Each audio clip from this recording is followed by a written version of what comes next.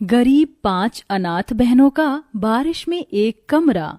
हे भगवान, कितनी जोर की बारिश हो रही है। कहीं कट्टे में के सारे भुट्टे भीग ना जाएं। जल्दी जल्दी घर जाती हूँ।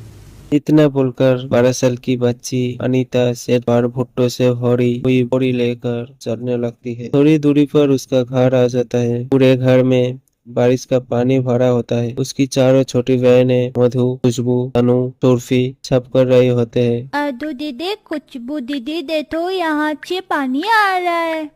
हे भगवान, यहाँ से तो बहुत तेजी से पानी आ रहा है। खुशबू, वो पतीला लाना, यहाँ लगा दूं। दीदी, वो पतीला तो फूटा हुआ है, उसमें पानी नहीं रुकेगा। और अब तो हमारे पास इतने बर्तन भी नहीं है जो सब जगह लगाएंगे।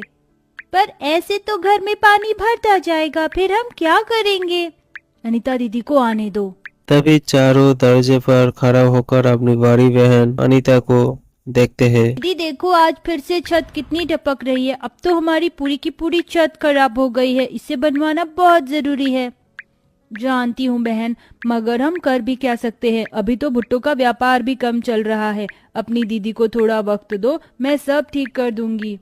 ये बोलकर अनीता उन चारों को तो हिम्मत देती है, मगर वो खुद दिल के अंदर टूटी हुई है। 12 साल की वो अनाथ बच्ची से घर की जिम्मेदारियों ने उसको बचपन छीनकर समझदार बना दिया। पांचों अनाथ बहनें 12 गज की एक छोटी सी कमरे में बहुत कठिनाई से गुजारा करते हैं। पांचों अनाथ बहनें मिलकर बरसात का पानी बाहर निकल देती है। घर तो सूख गया है, लेकिन मुझे बहुत देर हो गई है। मधु, मैं भुट्टे बेचने जा रही हूँ। तुम मधु, सुरभि, तनु को कुछ बनाकर खिला देना।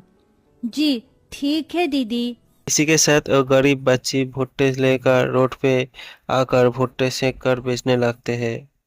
भुट्टा खा लो भुट्टे, करारे करारे कोयले पर सिके स्वादिष्ट भुट्टे। 10 में भुट्टे, 20 में भुट्टे। बेचारी अनाथ अनीता लगातार लोगों को आवाज लगाती है, लेकिन कोई उससे भुट्टा नहीं खरीदता है।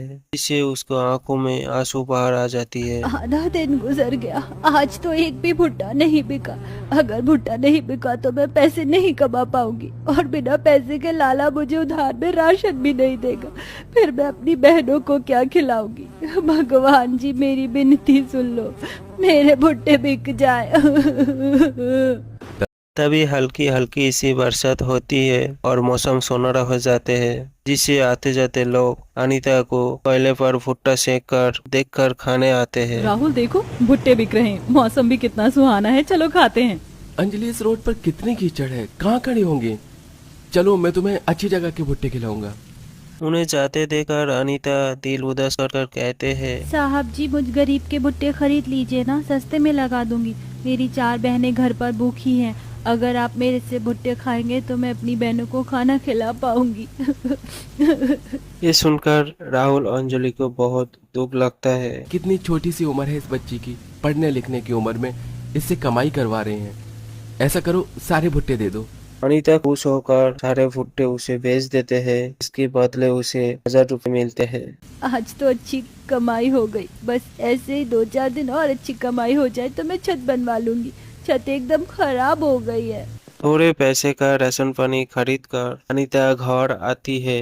यह मधु अपनी जले हुए हाथ को लेकर रो रही थी। पूरे कमरे में धुआं भरा हुआ था, जिसे परेशान होकर बाकी की तीनों अनाथ बहनें आंख नोचे जा रही थी। दीदी, मुझको आँख में धुआं लग रहा है। मुझको भी धुआं लग रहा है।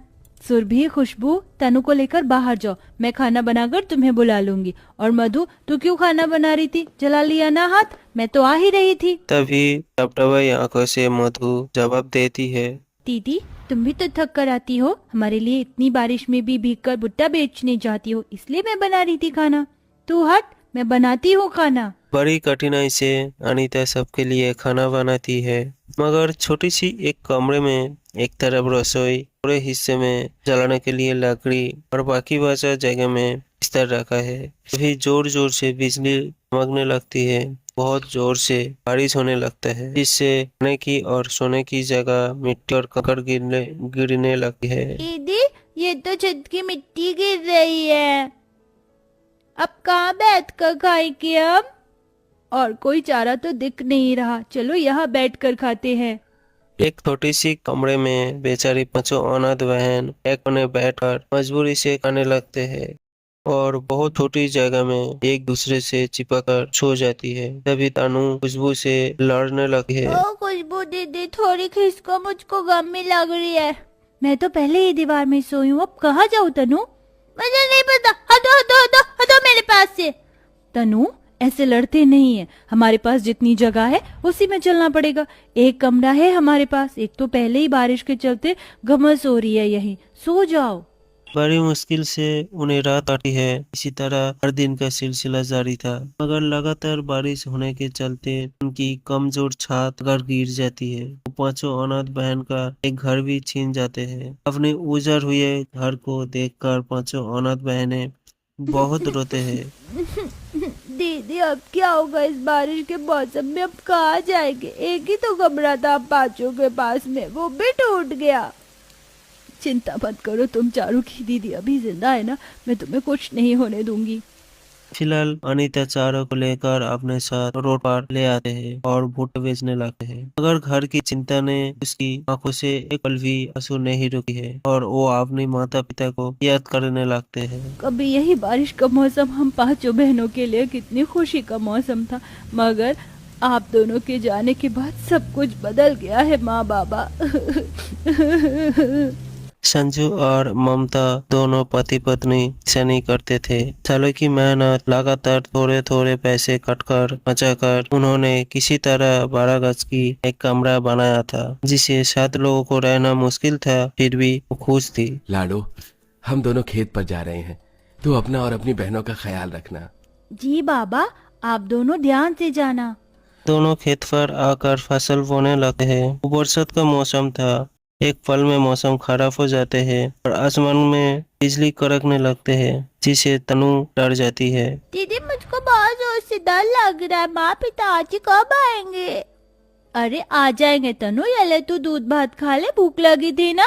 तनु खाने लगती है और बहुत जोर से बिजली कड़कने के साथ साथ बारिश शुरू हो जाते हैं। डरते हुए ममता ने कहा, जी घर चलो, पता नहीं इस मौसम को देखकर मेरा मन बहुत ज्यादा घबरा रहा है, लगता है बिजली गिरने वाली है। कुछ नहीं होगा ममता, बस 1-2 क्यारी में और बीज लगाने रह गए हैं, फिर चलेंगे घर। दोनों बीज लगाने लगती है। तभी आसमान से बिजली खेत में गिरती है, जिसे खेत में बहुत बड़ा गड्ढा हो जाते हैं और दोनों जान गंवा देती है। खेत बांध के पानी से डूब जाते हैं, जिसे उस पांचों बहनों का अपने माता पिता का लाश देखने को नसीब नहीं होती। और तब पढ़ाई लिखाई छोड़कर अनीता चारों बहनों को जिम्मेदारी ले ली। बीत गई यादें अनीता को चुभने लगती है और वो रोते हुए कहती है, नहीं, जो मेरे माता पिता के साथ हुआ वही खेल तू हमारे साथ नहीं खेल सकता भगवान। मैं कैसे भी अपना घर बना कर रहूंगी। तभी लोगों को रोड पर भीख मांगता देखकर सुरभि रोते हुए बोलने लगती है, दीदी हम भी उन लोगों की तरह जाकर भीख मांग लेते, फिर पैसे हो जाएंगे, तुम्हारी छत ठीक हो जाएगी ना। नहीं सुरभि, भगवान जी ने हमें सही सलामत हाथ पैर दिए, हम मेहनत करेंगे दीदी की तरह और अपना पक्का घर बनाएंगे। ये बोलकर मधु आते जाते गाड़ी को शीशे साफ करने लगती है। उन लोगों को गरीब हालत देखकर जो कोई दिल वाला होता वो उसे पैसे दे जाते हैं और जो कोई घमंडी होता उसको दूध कर चला जाता। और वही अनीता भुट्टे सेकती और उसकी 2 छोटी बहनें उसे लेकर सड़क पर बेचती। ये लो साहब जी, भुट्टा खा लो, बहुत स्वादिष्ट है, खरीद लो ना, आपकी बड़ी मेहरबानी होगी। मेरी दीदी बहुत मेहनत से सेक रही है, उनके हाथ भी जल रहे हैं। हमको पैसा इकट्ठा करके घर बनाना है, हमारा घर टूट गया है।